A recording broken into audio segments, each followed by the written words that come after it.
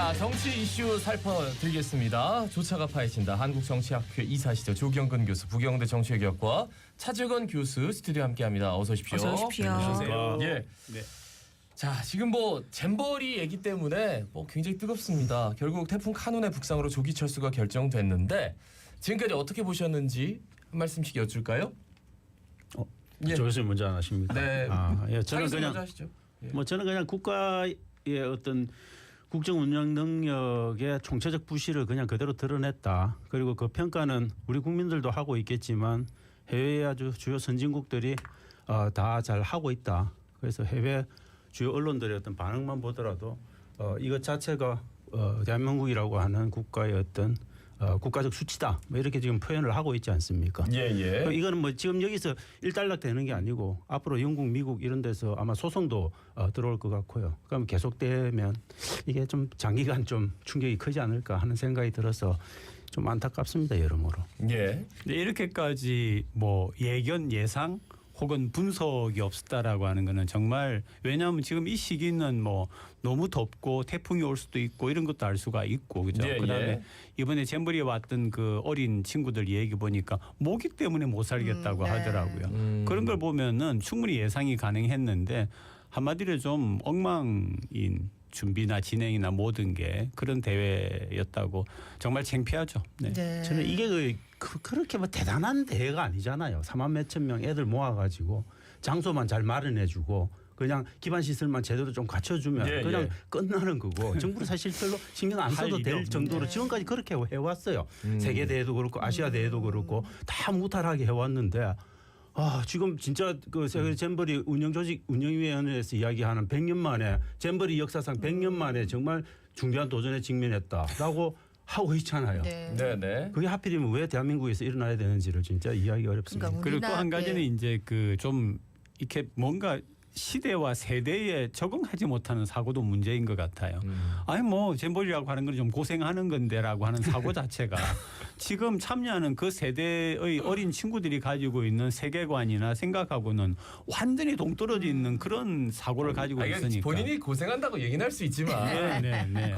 그거를 이제 하는 사람이 너무 그건 좀 한심해. 고생하는 데인데 뭐 네, 괜찮지 이런 저는 식으로 그런데 얘기하면 안 안전에 되는 대한 거죠. 준비 차원에서도 대통령이 사실 원전 관련한 그 관료들이 어떤 복지부동을 질타를 하면서 안전 우선주의로 가는 이 관료적 자세를 고쳐라라고 이야기를 하지 않습니까? 뭐 똑같은 논리가 여기에도 적용이 되는 거죠. 그 준비 과정에서 안전에 만전을 기하는 그런 자세들을 사실 뭐 대통령 스스로가 물론 다른 케이스지만 버리라고 이야기했으니 뭐. 또 한 할 말도 가지는 안 우리 거죠. 한국처럼 행정기관 간의 협력과 이런 게 안 되는 거가 해방 이후 지속되어 오는 것 같아요. 이분들도 뭐 전부, 여가부, 뭐 행안부 해가지고 이런 부서들이 함께하는 건데, 그러니까 한마디로 중구난방인 그런 협력이 전혀 없고, 그 다음에 그 대신에 이제 언론에 나오는 걸 보면은 여기에 나오는 많은 그 재원이라고 하는 것이 운영비를 꾸려가는 데 썼다거나 아니면은 해외에 관광하는 데 썼다거나 이런 걸 보면은 네. 참 여전하다는 생각이 듭니다. 안 그래도 저 새만금 세계 잼버리 주최 측이 1,000억 원 예산 대부분을 야영장 조성보다는 조직위원회 운영에 쓴 것으로 그렇다고 확인되면서 또 그 출장 다녀오셨는데 네. 실제로 뭐 스위스 이런 데는 잼버리 한 번도 열어본 적도 없는 곳인데 그런 곳에 가서 이제 벤치마킹 해야겠다고 출장 다녀왔단 말이죠. 뭐 사실인지는 모르지만 뭐 목마르트 가가지고 뭐 와인 시험했다고 하더라고요. 예. 잼버리에 와인 시험이 있는지 잘 모르겠어요. 근데 그 준비를 5년 동안 하고 뭐 그다음에 윤 정부 들어서고 1년 4, 5개월이 지났는데 그동안 감사원은 뭐 했습니까? 그럼?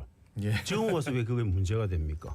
웃기는 거죠. 저는 지금 이 과정들이 또 다른 책임 회피를 위한 희생양을 찾는 과정 아마 이걸로 쓸 겁니다. 전북하고 아마 부안군이 한 7, 80% 썼다라고 돼 있고 여가부 5% 정도 썼다고 돼 있으니까 아마 중앙정부 쏙 빼고 전북과 부안군을 아마 정말 이렇게 몰아세울 그런 준비를 하고 있는 과정. 아마 그게 감사원 감사가 집중적으로 그 지방자치단체를 중심으로 아마 될 가능성 높지 않을까. 그리고 여가부는 희생양 그건 없애도 되니까. 그리고 없애고 싶어하는 부서니까 아마 맥시멈 캐파로 아마 여가부를 아마 두드리지 않을까 저는 그렇게 생각을 합니다. 그러니까 이제 지금은 일단 어쨌든 잘 끝내고 그러면 그 마무리를 잘 이후에 해야 되니까. 뭐 감사를 하든지 그렇죠. 이게 해야 된다고 또 안 그래도 여야에서 26일 이후에 이제 행정안전부하고 여성가족부 잼버리 부실 운영 논란 관련해 갖고 현안 질의도 예정이 되어 있다 하더라고요.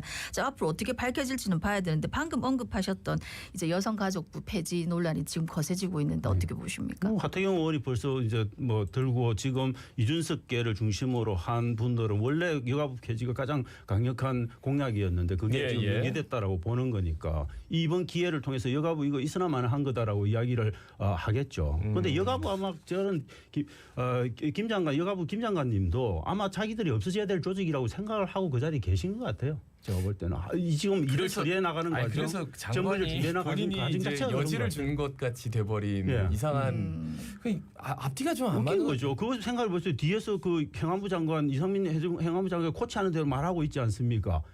일국의 장관이 일국의 한 부처의 장관이 그런 식으로 자주성이 없는 장관이 뭘 하겠습니까? 예.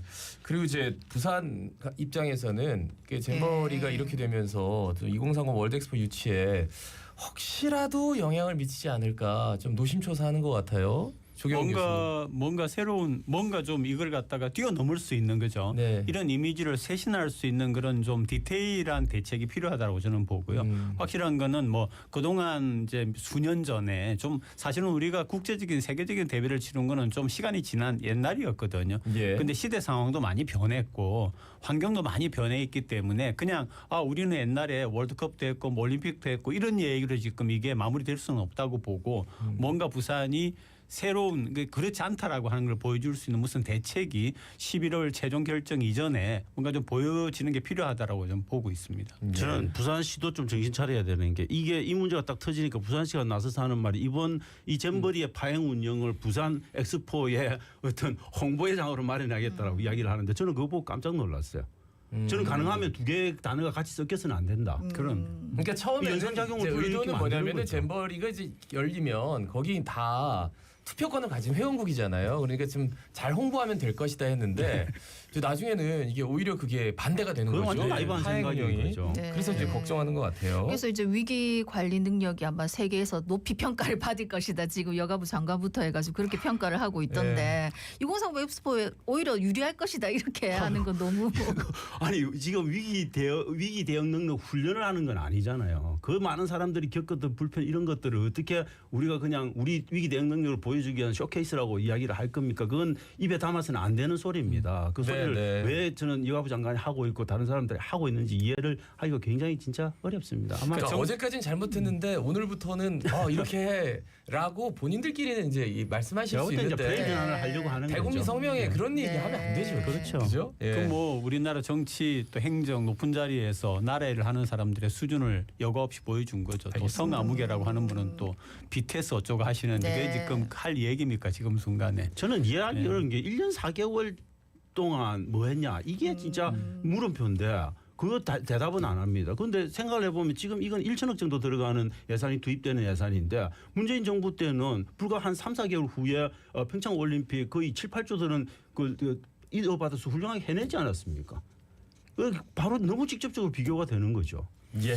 근데 저는 기본적으로 새만금이라고 하는 거를 선택했다라고 하는 게 잘 이해가 되지를 않아요.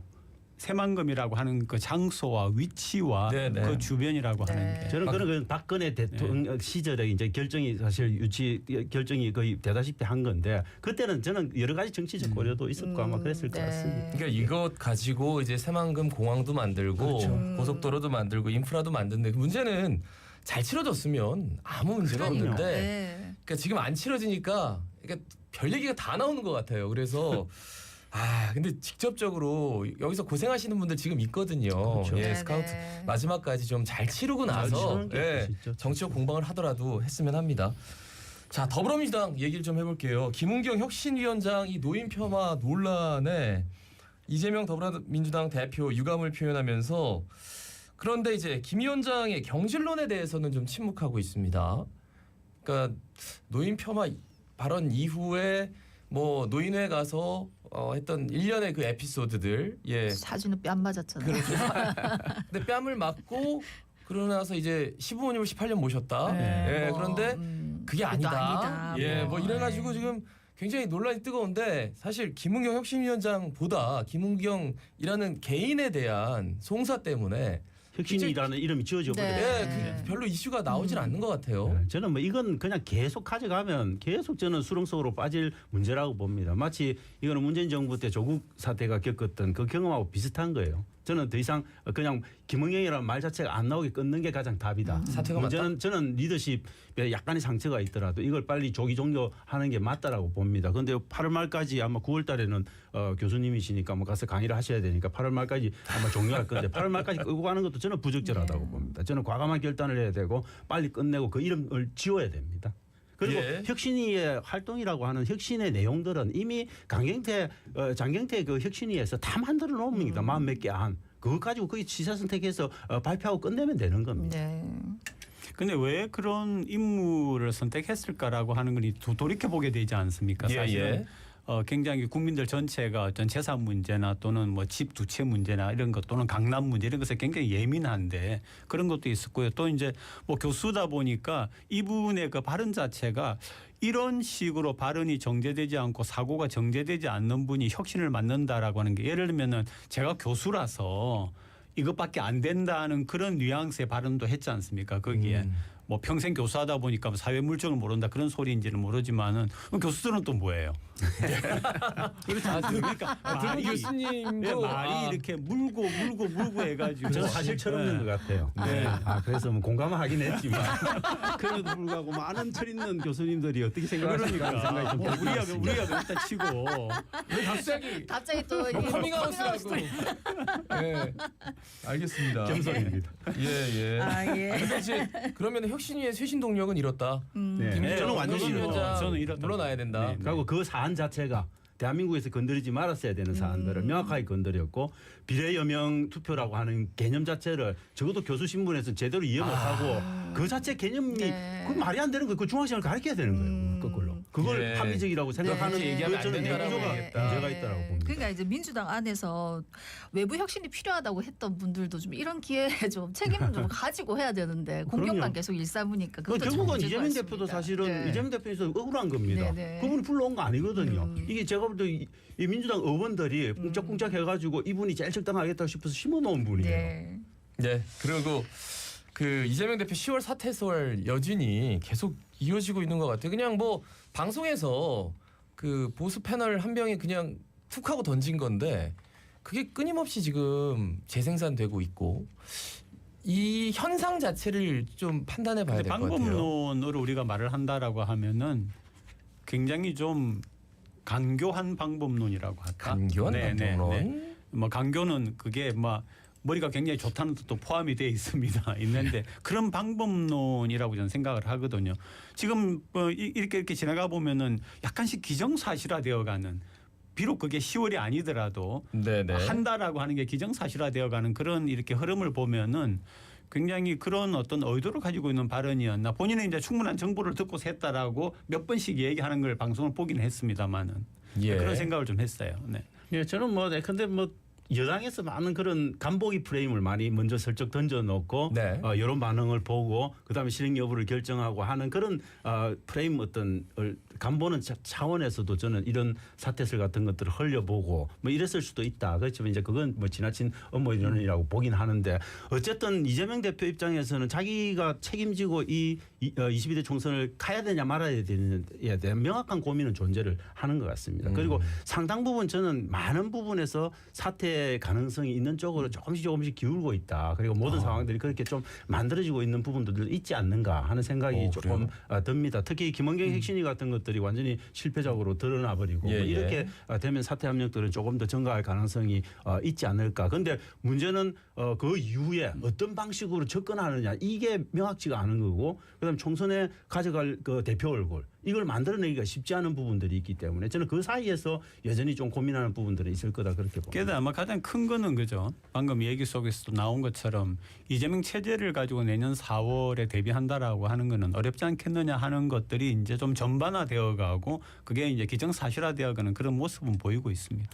자, 그러면 다음 얘기. 윤석열 대통령이 신임 방송통신위원장으로 이동관 대통령 대외협력특보 전 대통령 대외협력특보죠. 지금 국민 국민의힘은 불공정 방송을 정상화할 인사다.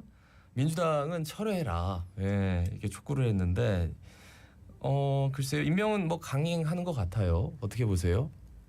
뭐 이 부분은 뭐 강행할 거라고 보고요. 네. 이게 여기에 대한 분석은 뭐 저보다는 우리 차 교수께서 훨씬 잘하시기 때문에 왜 그걸 연구하겠습니다. 힘든 작업을 저한테 네. 맡기십니까? 예.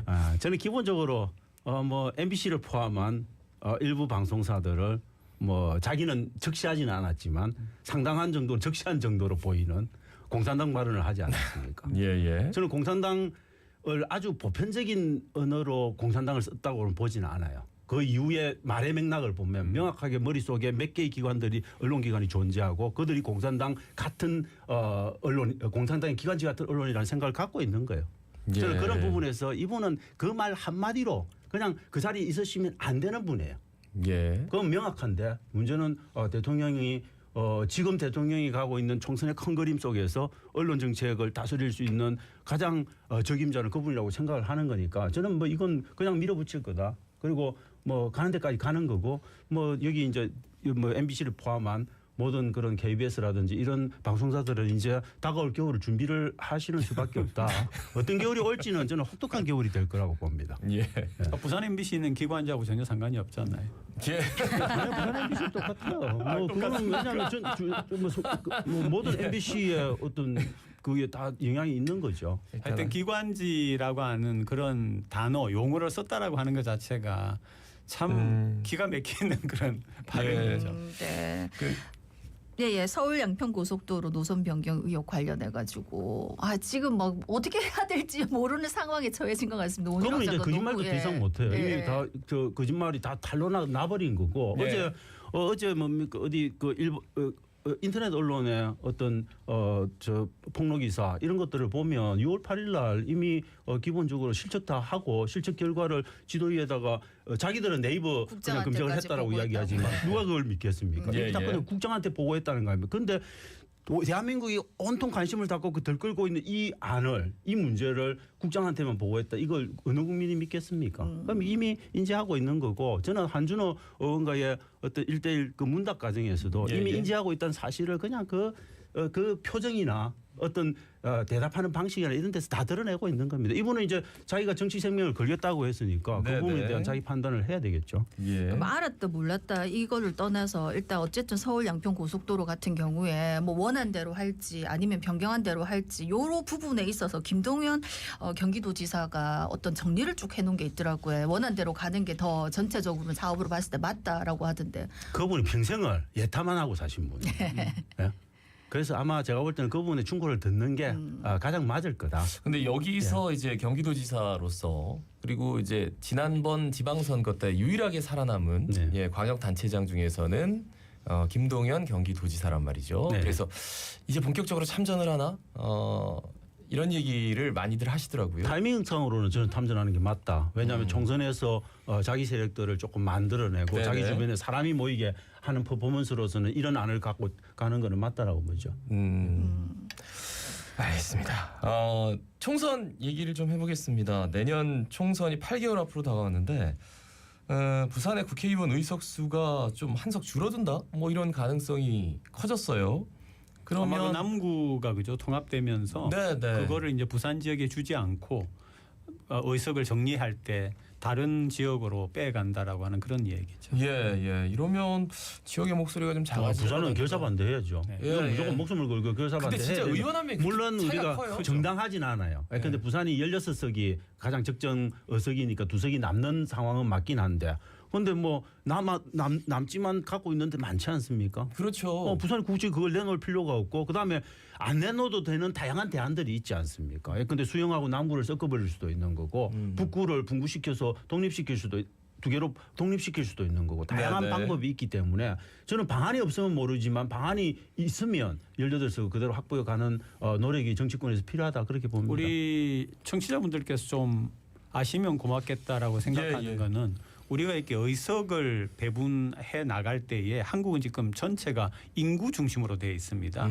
그런데 우리가 지금까지 굉장히 대한민국의 전체 발전을 위해서 중요한 거는 지방 분권이라고 하는 것이 굉장히 중요하다라고 하면은 이게 인구라고 하는 중심 하나만 가지고는 수도권으로 인구가 계속 몰려가는 상황에서 그러면 수도권 사람들로 국회가 채워지는 이런 굉장히 불합리한 상황이 있기 때문에 예. 지역에 대한 안배라고 하는 것이 의석에서 굉장히 필요하다라고 하는 것을 인지하는 게 중요하다라고 봅니다. 그래서 좀 더 뭔가 이렇게 국회 의석의 구성에 대해서 사고의 전환이 이루어지는 게 필요하다라고 이 얘기를 하고 싶어요. 네. 자, 그런데 부울경 국회의원의 본회의 출석 재석률이 전체 평균에 미달한 것으로 나타났고 또 회의 참석했지만 출석 도장만 찍고 자리를 뜨는 경우도 많았다고 하는데 이러면은 좀 이율 배반적인 거 아니에요? 한편에서는 이해도 갑니다. 왜냐하면 지금 공천학살이 뻔히 눈에 보이는데 열심히 하시고 싶겠어요.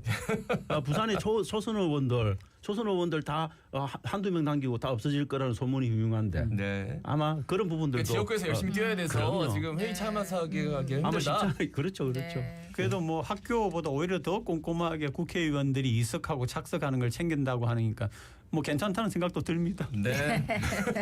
그러면 옛날보다는 많이 나아진 거니까. 예. 오늘 말씀 여기까지 듣습니다. 두 분 고맙습니다. 네, 고맙습니다. 감사합니다. 예. 한국정치학회 이사 조경근 교수, 부경대 정치외교학과 차재권 교수였습니다. 예, 태풍 와 일본 상황 보니까 무슨 스쿠터가 전기 날아가가지고 막 전기줄에 걸려 있고 하던데 지금 바람이 심상치가 않습니다. 시설물 관리 잘 하셔.